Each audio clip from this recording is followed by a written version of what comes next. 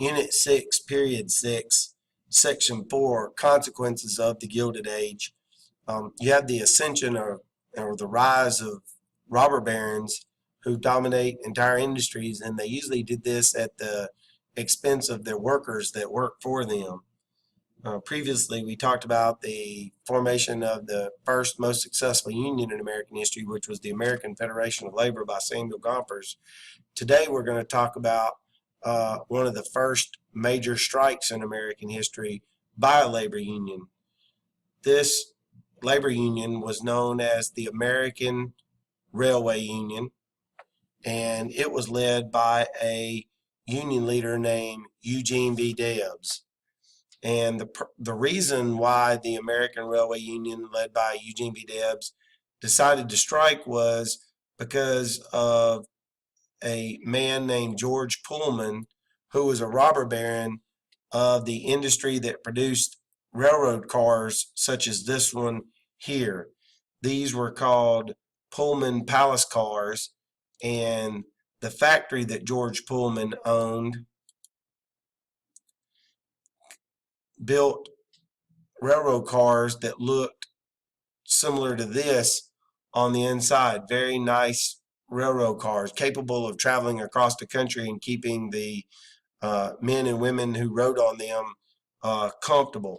George Pullman had laid off and cut the wages by 25 to 50% of his workers and their wages.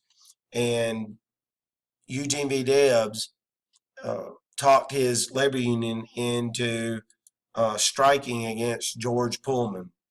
And so they tried to form picket lines, but the president of the United States at that time, Grover Cleveland, as seen in this picture here, sent American troops in to protect the railroads and keep the railroads running.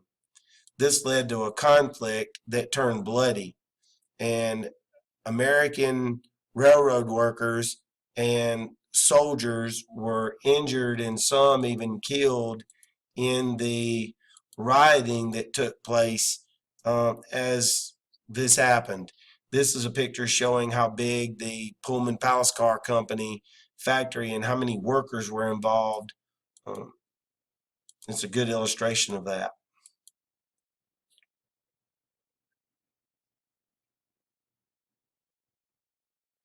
This is a picture showing soldiers protecting one of the trains that were used to stop the Pullman strike. And this is characteristic of what the government did during the Gilded Age of the last half of the 19th century. And they usually took the side of the business owners, the robber barons, and would interfere and work to stop the strikes. We're going to see a change in the next half of the 20th century.